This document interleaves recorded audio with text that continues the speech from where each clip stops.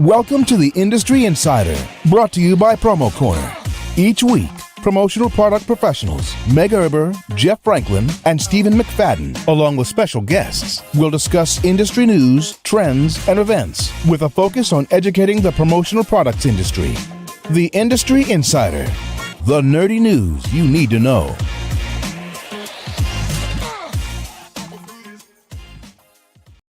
Welcome back to another episode of the Industry Insider, your promotional products podcast where you can get all the nerdy news you need to know about. My name is Jeff Franklin, National Accounts Manager with Headwear USA, and this is Amateur Hour with Meg Erber, being the only one that's not – oh, there she goes. There it is. That works. We'll take it. This is What's the in the cup, Meg? Sorry, I can't see you. What? I can't see you. All right. Well, hold on. Listen, before we get to you three fine people, we've got a very professional sponsorship ad right now. So let's go with that. Here we go. With MediaTree gift cards, you can offer your customers custom branded holiday gift cards that their employees are sure to love. Unlimited inventory and guaranteed in-stock gift cards that deliver right on time. Free 5-day delivery for physical cards and free same-day delivery for digital gift cards. Discover all the benefits of choosing MediaTree at www.mediatreerewards.com. Thank you, MediaTree, for the sponsorship. Really appreciate you. Meg, how are you doing today? Well, I've been fueled up on sugar all day. I don't think I've eaten anything substantial, so my blood sugar is like, Natural sugar or like candy? Like, are we eating fruits or what? Like I made a cup of coffee and I added not only cream, but I added whipped cream and caramel for no reason, just because. Coffee. I mean, that's how you do it. Like, but I'm like, I got like this shake so bad. So yeah, otherwise good. It's a nice looking mug there, though. You know, got some beautiful. Especially that reindeer. He's wow. Really attractive. The elf, on the other hand, that's just look, Stephen pulling it out as well. All right, Stephen, how are you doing? I'm doing okay. It's a little bit of a tough week for our family. We had to say goodbye to our family dog, so that's never easy. But I'm here nonetheless, and work has been crazy, and I'm excited for fall. That is one thing. Yeah. What are you excited about fall for? Just the weather, the sports? Weather, food, sports. Even the clothes. I don't mind wearing jeans. I mean, all of that. What's different about the food in the fall? Are you talking holiday food or what? Oh, yes. But I do enjoy cooking to match the weather, if that makes sense. Like, I don't want to have like super hot, heavy meals in the middle of the hot summer. So you're not cooking chili in August. I'm not cooking chili in August, but that will start to be in the rotation coming up in the next couple weeks here. So, heck yeah. All right. I can dig it. Sounds good. Well, you're looking dapper in your glasses, as is our special guest today, Michael Reisbaum. Michael, how are you doing? Kid, I'm doing great.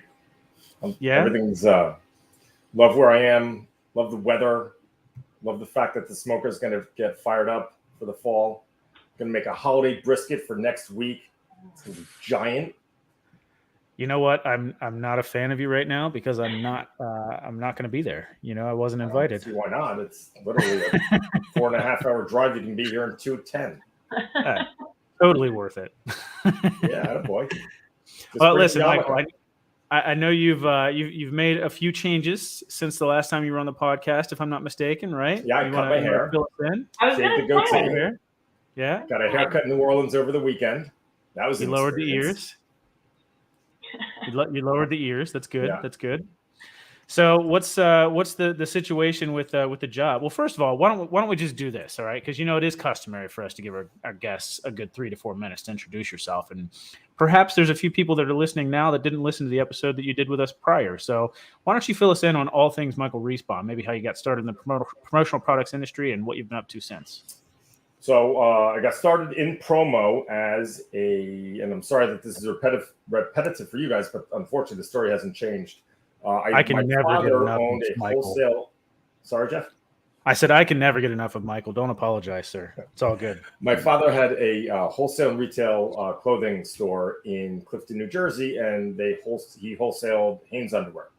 And I was a Grateful Dead fan, as you may be able to tell looking over here. And I used to go to a lot of shows, and I decided to tie-dye boxer shorts, which I thought was going to be unique and interesting. And I started tie-dyeing boxer shorts, and then coming out of a show in Hampton, Virginia, in October of 1986. As we're walking out, my girlfriend said, God, I wish I had a sweatshirt. And I'm like, you're a genius. Started tie-dyeing sweatshirts, tripled our sales. We never had to sleep in the parking lot. We always had a hotel room with 7 or 8 other people, but life was great. I worked at a deli in DC that's still in business called So's Your Mom, 1421 Columbia Road. The guy's name was Alan Ballerin, who owned it. He was an ex-hippie himself. I come back wearing one of the sweatshirts. He's like, let's get those with our logo on it. Find a company in DC called Capital Imprints, Alex, and I forget his wife's name, maybe Linda, but I think more Russian than that.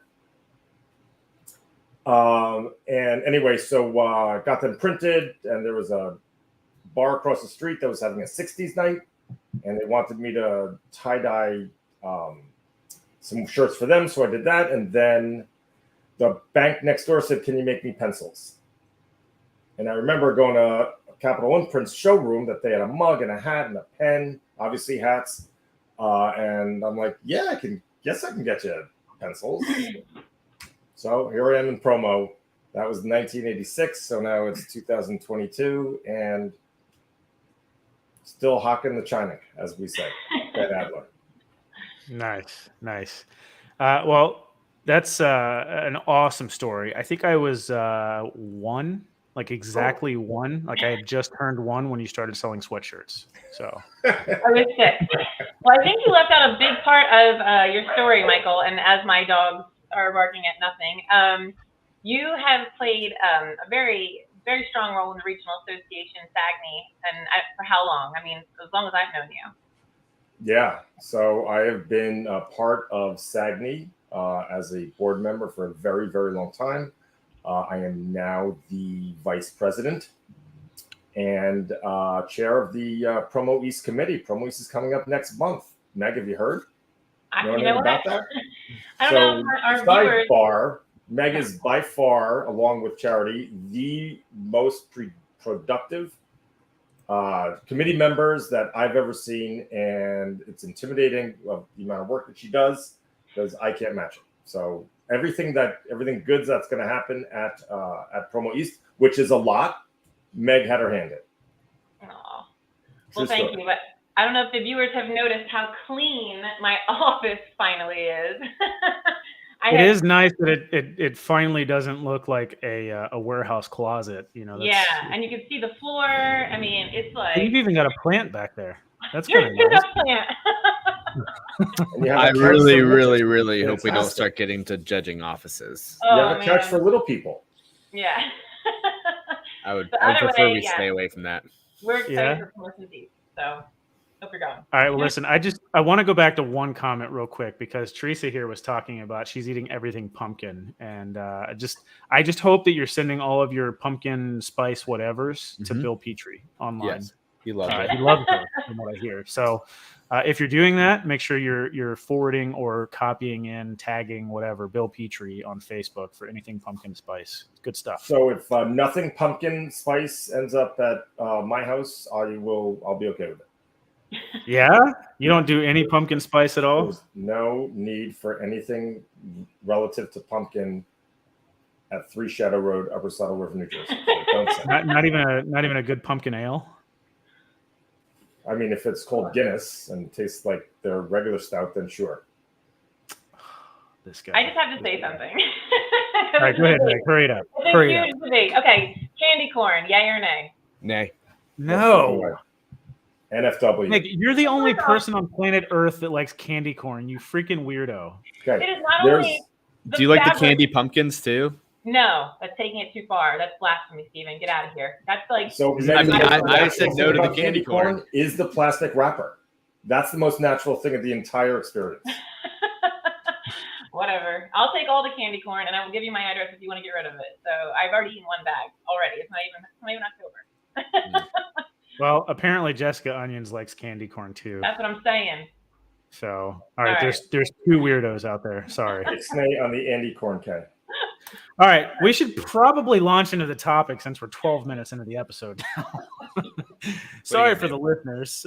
Listen, we are here to talk about the issues with basically with employees and labor and all that good stuff. We want to talk about Delegate CX because, Michael, that's something that I believe you forego. How would you say that? You didn't mention in your introduction.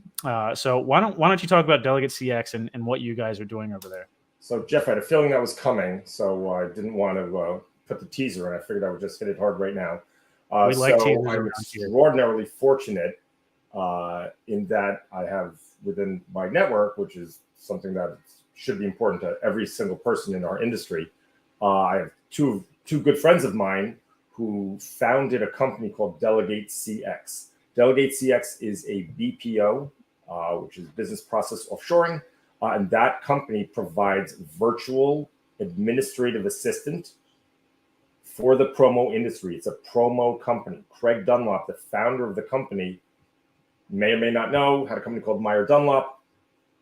He started using this process, saw that it was scalable, and saw that it really helped his business. He connected with my friend Rory Young, who is now my boss. Rory used to be at Pop Promo. So Craig comes from the distributor side, Rory comes from the supplier side. They built a platform for our industry. So there's other BPOs in our industry, and a lot of them do a terrific job. We're made for promo by promo people. They created a training program called Promo Academy, and that really helps in the onboarding. So I did some research. The average time to hire someone in the U.S. is 41 days.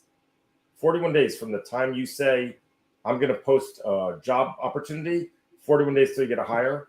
We can actually hire and onboard someone in less than 4 weeks, including the onboarding, because of this Promo Academy that gives our candidates the rudimentary knowledge, the very foundation of our industry in a month. So we hire them, we pay their salary, send them to Promo Academy. 1 month later, they come out with not everything the four of us know, not as much as the distributor knows, but at least they understand the basics of our industry. So when you're onboarding them, that speeds it up so much quicker. They probably know as much as I do. I mean, let's be real. I mean, I didn't feel like that was appropriate. It's gonna be hard. So Meg and I decided not to say that quickly. We wanted that to come naturally, which it did. So, fair enough. Fair enough. So, listen, this is definitely a much needed service in our industry for sure. I know that there are folks that actually join buying groups and things like that just for the back end support. So the ability to, and I'm maybe you can fill us in on whether or not this is, part-time virtual assistant, full-time virtual assistant, all of the above. But it's definitely something that I can see a lot because we're 97% small business, right? Exactly. Stephen, you mentioned the little black book, PPAI's little black book. Like that statistic comes from that book. We're 97% small business. So, there's a lot of folks out there that could use a little bit of help to be able to scale their business to the next step without, wanting to go, take the full burden of an entire employee or going through that 41-day process and then the 6 months to a year that it takes to probably onboard somebody really the right way. Yep. So definitely huge need for the service. So, Jeff, there are 11 million open jobs in the U.S. according to the government release, government release recently. 11 million, and that is due a lot to quiet quitting and the Great Resignation. It's so hard to. I mean, Stephen, you probably know better than any of us at this point how hard it is to find applicants that have the acumen to do the job and are eager to do it the right way. It's so challenging. The unemployment rate is only 5.8%. People are leaving their jobs. They're going to gig work. They're going back to school. They're starting their own businesses. It's very, very challenging to get someone to do this admin level work. And what Delegate was created for was to allow those small businesses to maintain their current staff and allow them to grow in their businesses by taking off that really repeatable admin kind of stuff and allow these critical employees not to get bogged down in that day-to-day checking acknowledgments and confirming tracking and checking inventory, but allow them to grow in their business, have more bandwidth to do the things that really make the company money. So I've been trying to figure out where I want to start here, because Let's do it now. Yeah, because we are a we just hired our second delegate CX person as of this morning. So the timing of this is impeccable. So Fortuitous. Yes. So I will say, I've referenced this on previous episodes, but I did have some reluctancy to the process, and mainly because I don't know if it's an old school mindset, but we even have we had a whole division of our company that did provide some value add, but it was more because we like providing jobs for local people. And so we had said that going into it, we never wanted to, we never considered the opportunity of doing overseas staffing, just because we didn't know how that would fit in with a lot of the jobs and responsibilities that we had.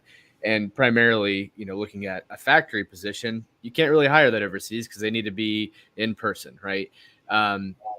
But as we have grown, this is an interesting industry where the overhead can very easily match your growth, and you don't really grow.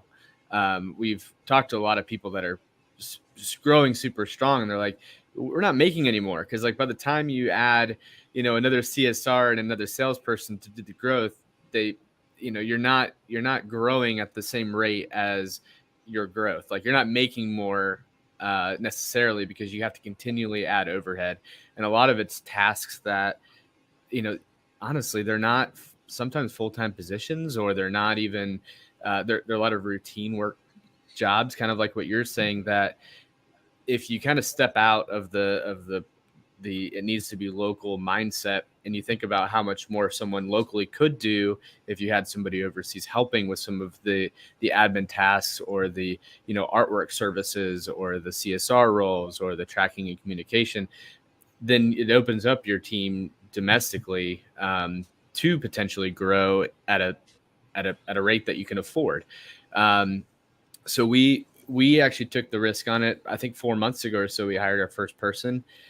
We didn't do it to replace a position. We did it to add a position. We needed it, but we didn't necessarily have enough growth to match a full-time overhead position. So we went through the process, and it was great. It was super quick, and they knew way more than I thought they were going to know coming out of Promo Academy. So it's quite a good process.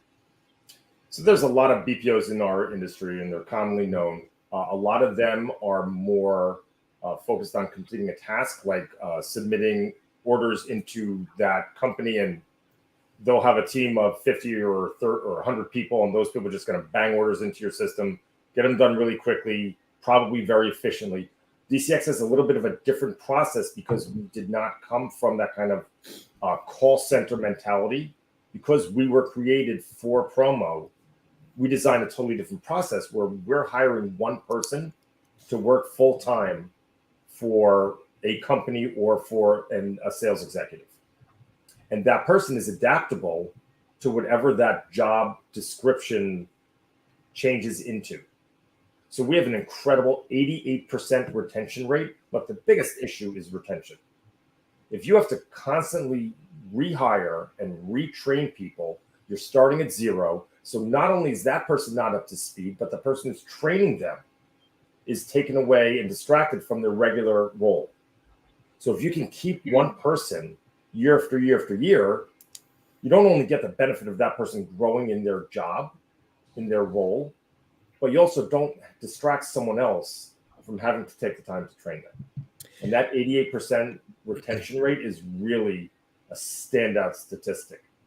So I know the answer to this, but I kind of want to leave it to you to give the answer. So I know a lot of the pushbacks I had, and I think others will have too, is how do you make someone who's not in your office or not even close to you feel part of your team, especially when they're on different hours and they're all that. Can you kind of elaborate on that? Yeah. So thanks for that question, Stephen. So when we put our job postings out there, all of our talent comes out of the Philippines. It's a really good cultural fit for the United States. BPO, business process offshoring, is the #1 industry in the Philippines. So the candidates that we select, we have over 7,450 resumes that we're sifting through on a regular basis. We're putting about 50 people a month through our promo academy. But even before they get to the promo academy, they have to, #1, be incredible communicators. Comprehension is the most important, the most salient topic that we test for and interview for. If you can understand what they're saying to you and they can understand what you're trying to teach them, that's not a functional relationship. So communication is #1. The second thing is they have to be committed to work on your hours. So all of our team members, before they even apply, know that they're working the third shift. So they're starting at 9 a.m. New Jersey time or 9 a.m. California time, and they're working until 5 p.m., whatever time zone that is, to accommodate what our clients' needs are, because they need to be responsive. Now, some of those jobs that our distributor supplier clients don't need to be so responsive. So, I mean, it's flexible based on the relationship between the U.S. client and their Filipino associate. So if they come up with a plan where, I want you on camera or available on Teams for the first half of your day, and then everything else you're going to be doing are going to be virtual samples or creating marketing pieces or scheduling social media posts, you can do that on your own time. That's a choice between our client and their associate. We do want to make them feel like they're part of the team, Stephen. So it's really important to, when you're having meetings, have that person on the screen as well. And the technology is so stable now. It's so reliable now. Nothing's perfect. I was on a call with a giant client, a potential client last week, and like everyone in my house was on a Zoom call. So of course mine gets frozen because my call's critical. Like, I don't know if I could say shit happens here, so I'm not going to, but stuff happens. And like, even like in Upper Saddle River, New Jersey, which is, has great Wi-Fi, even that goes down. But it is very reliable in terms of the technology, and keeping those people on calls with you regularly, and send them some swag with your logo on it so they feel like you're part of the team. And when they do a great job, make a company-wide announcement. And that's how they really feel like they're with you. I love those ideas, and I like how you brought it full circle about what you're doing to implement what's the norm and then what you can do extra. But what we're missing here on all of this is what got us to this point, right? You've touched on it briefly, Michael, when you talked about the Great Resignation and the quiet quitting. We, as a team, we had actually debated this topic a couple of weeks ago on the podcast, and it was mostly because of COVID, but this was also happening prior to COVID. But I feel like the need for these systems have happened because of the impact that COVID had, not only on the country, the world, but our industry as well. And I really want to touch base on the article that was put out by PPI the other day, the quiet quitting. I thought it was really interesting to hear 4 different perspectives from 4 different levels anonymously in our industry to talk about what's happening, how they think it can affect the industry. And it was just really interesting because you hear someone like on an employee level, and they're like, yeah, we want our weekends. We don't want to spend all night and all day and all afternoon and all weekend working on our job. So this is what it is. And then, some old timers in the industry are like, well, they're just putting a label to it because it's always been around. They call them lifers, people who just don't want to put in the effort to, do extra. They just do their 9 to 5 and that's it. And that is a really big problem in this industry because this industry is based off of volunteerism, creativity, good people who want to see this industry left in a better place than they came in it, right? So is that what got us here? I mean, Michael, what are your thoughts on that? Like, there's a real culture shift. I mean, yeah. Vicky, my wife Vicky, is a account executive and is a distributor, and she would start her day at 7 o'clock in the morning. Maybe not 7. She'd start her day early in the morning, and her hair would be on fire because she'd have 31 projects. All those plates are on fire. She's trying to catch every single one of them, and she was a solopreneur. And it's really, really difficult. And she didn't have any time to grow her business. But to what you're saying, she was so dedicated to it. She was so committed to making sure that her clients got what they needed when they needed it, and that it was right, because she was inspired to do it.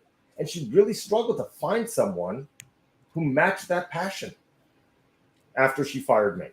But so after she dumped me from the job.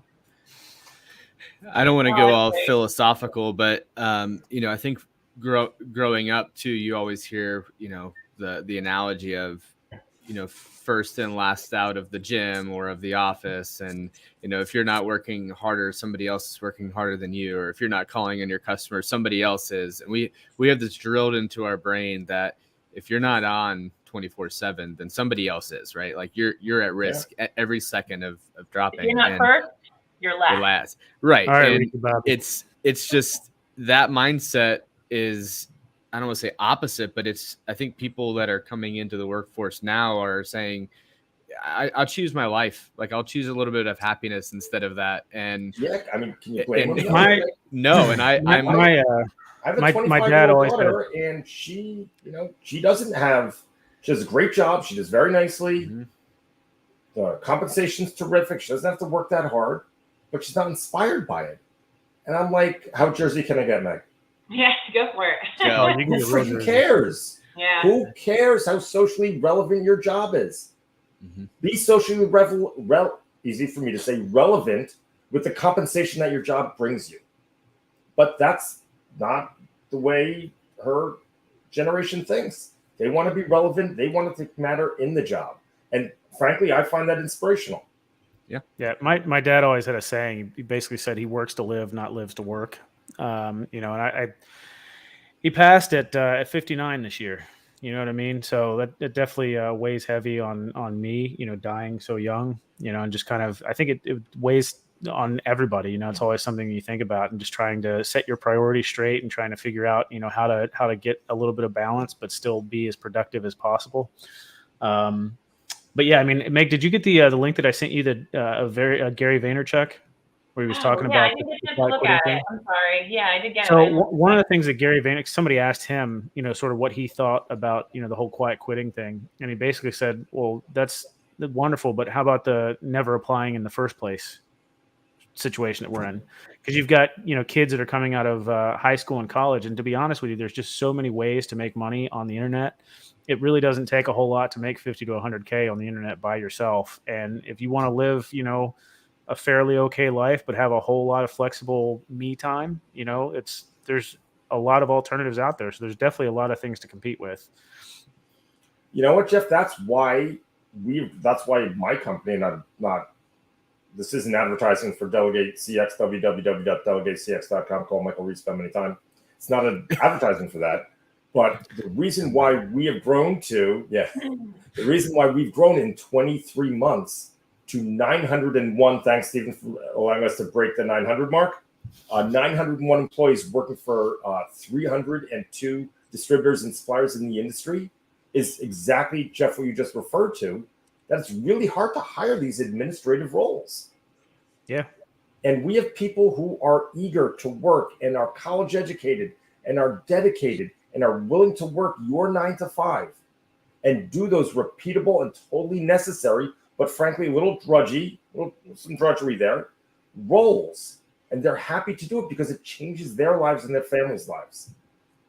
And you can't get people here to do it.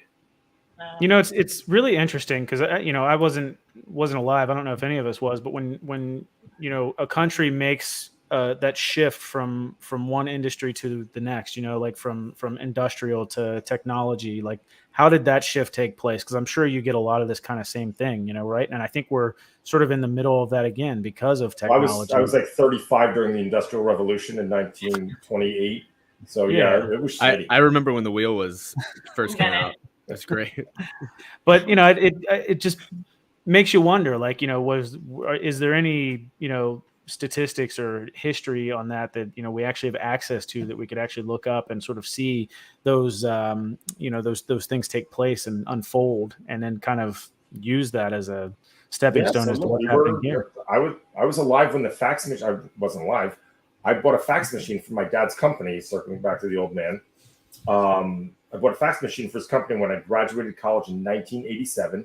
It was the size of a medium-sized refrigerator, not even a dorm fridge, like a big one. So I bought this fax machine. It was $999.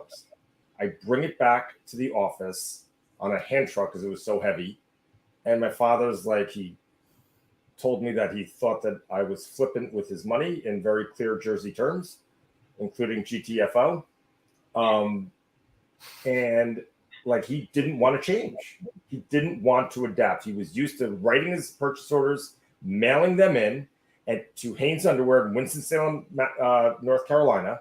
And now he's able to send them in, fax them in, and have them be received and entered same day. It was literally miraculous and life-changing to him.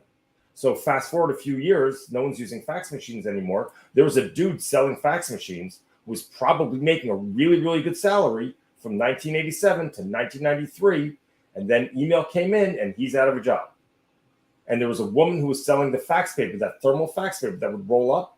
She was doing really, really nicely in 1988.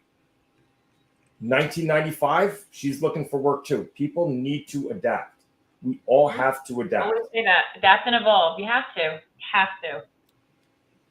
Absolutely. So we're adapting. And our industry, I think, because we're so entrepreneurial, you said 93% are small businesses.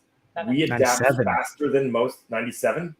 Yeah. So that's another 4% that adapts quickly because we have to. Kill or die. Sorry, absolutely. punch or die. Kill or be killed. Meg, Steven, any other questions for Michael before we wrap this puppy up? Man, gosh, there was a lot I was thinking of, but when you start listening and you just forget the questions, I think they were answered. But yeah, I don't know. Great episode, Michael. Thank you for your wit and your just coming on again. We love you. We love to have you. I love being on with you guys. Michael, I'll ask one more question because I don't know if you had addressed it, and you might have.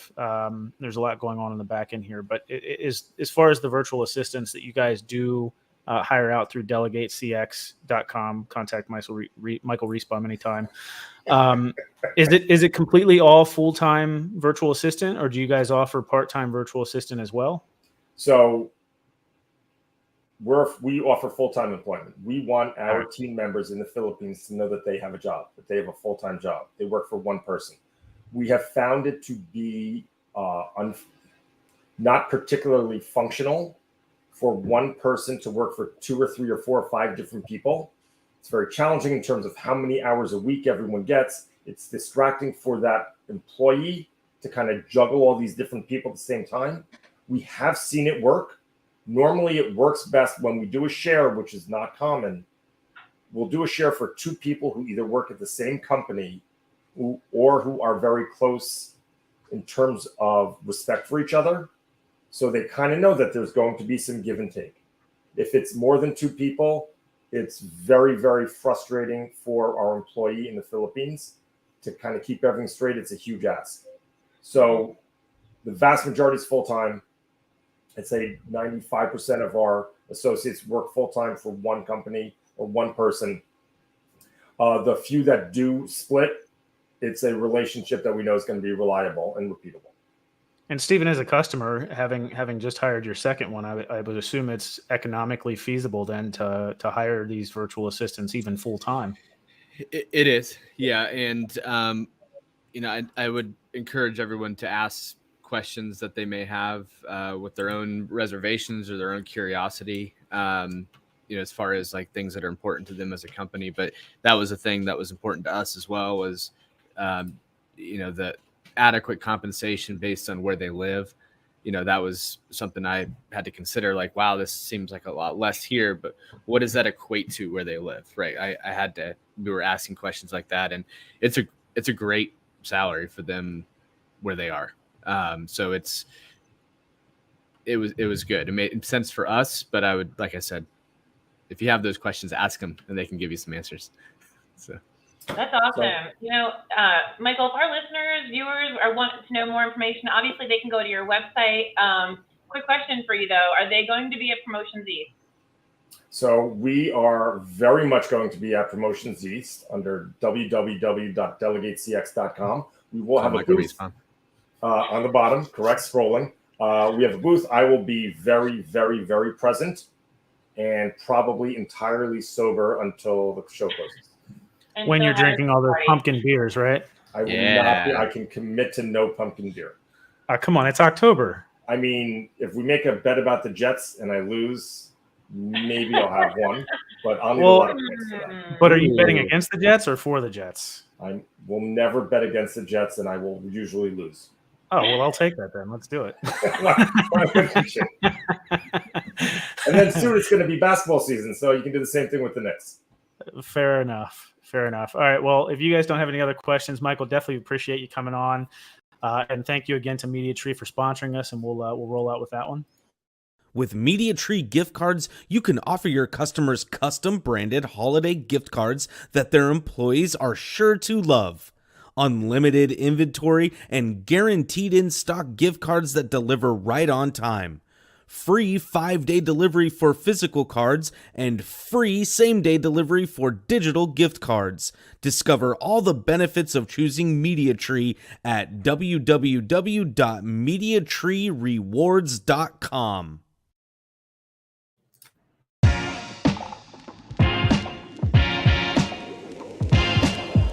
Thank you for listening to this week's episode of Promo Corner's Industry Insider. For more great content from industry thought leaders, including podcasts, blogs, and videos, visit promocorner.com.